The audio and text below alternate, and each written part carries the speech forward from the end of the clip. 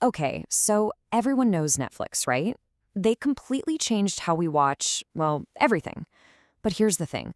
Behind all the hit shows and movies, there's this huge financial debate going on. Is Netflix this unstoppable force? Or is it a giant that's just priced for a level of perfection it can't actually reach? Let's get into it. So to get us started, just look at this number. As of mid-July 2025, the market says a single share of Netflix is worth over $1,200. I mean, wow. This isn't just a successful company. This is a full-on tech behemoth. One of the darlings of Wall Street. But then you see this. This is Morningstar's fair value estimate for the exact same share, $750. That is a massive $500 gap. We're not talking about a small disagreement here. This is like two people watching the same movie and telling two completely different stories about it.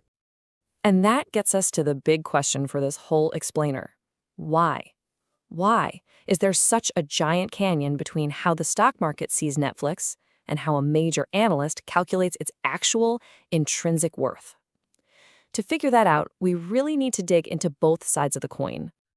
All right, let's start with the bulls. These are the optimists, the people who look at that high market price and say, yep, that makes sense. For them, Netflix isn't just doing well, it's actually picking up speed, and its best days, they're still to come. And this idea comes straight from the top. The co-CEO, Ted Sarandos, isn't just looking at other streaming services as competition. No, he's looking at the entire global entertainment pie and seeing this huge untapped market. So when the head of a company this massive says they're only 7% done, you can see why investors get pretty excited about that. And what's really wild here is just the sheer range of their success. This isn't just one kind of hit. You've got K-pop Demon Hunters, their most popular movie ever. You have a huge nostalgia hit with Happy Gilmore 2, a global phenomenon returning with Wednesday, and they're even crushing it in live sports with a record-breaking fight. This isn't just getting lucky, it's a content machine that is absolutely firing on all cylinders. And this chart, it shows you exactly what happens when that content machine works. See, it's not just about putting out hits, it's about changing our habits. In their biggest markets, Netflix is just steadily grabbing more and more of the total time we spend watching TV. They're not just another channel anymore. They're becoming the channel. And here is the real kicker for the bull case. On top of all the subscribers and all the engagement, they've turned on a brand new money faucet, advertising. We're talking about a revenue stream that's on track to more than double in just 1 year. For the bulls, this is the beginning of the next wave of massive growth. Okay, but for every bull, you've got a bear. And the bears, well, they look at this exact same amazing story and they ask a totally different question. Is this sustainable? And maybe more importantly, is it really worth that sky-high price tag? Now, before we get into their argument, let's just make sure we're on the same page with this term. A fair value estimate, it's not some guess about where the stock will be tomorrow. It's an analyst trying to figure out what the company is actually worth, based on its long-term fundamentals. Think of it as a reality check.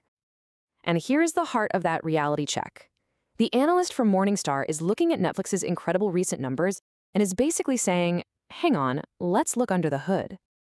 They're arguing that some temporary helpers, like good luck with currency rates and a short-term dip in spending, made the numbers look a little too good. Let's break that down a bit. So you see a headline that says sales up 16%, and you think, wow, amazing. But the analyst is saying, hold on a sec. Part of that boost was just from currency exchange rates, which you can't count on. And another part was from spending less on content, which they say can't last forever. The big takeaway is that the real underlying growth might not be quite as strong as it looks on the surface. And this table really hones in on that concern. Look at North America, their biggest, most established market. Netflix jacked up prices pretty significantly, but the analyst math suggests that once you account for those price hikes, the actual number of new members has basically flatlined. So the really scary question is, what happens in 2026 when they can't rely on another price hike to juice the revenue numbers? So it all comes down to this for the bears. They're not saying Netflix is a bad company. No way. They think it's a great company, but they're saying the stock price has been bid up so high that it assumes everything will go perfectly forever. Treating it 40 times what they're expected to earn next year, well, that leaves absolutely zero room for any mistakes. So how is Netflix going to prove those bears wrong? How do they justify that massive valuation? Well, they're not just sitting still. They're building a whole new set of engines to power their growth for the next decade. It's a pretty clear 3-part strategy. We've already talked a bit about advertising, but these other 2 pieces, live events, and gaming are just as important to where they see themselves going. You know, their whole plan for gaming is really smart. They're not trying to build the next Xbox. Instead, they're tapping into this giant $140 billion market by making gaming super easy and accessible.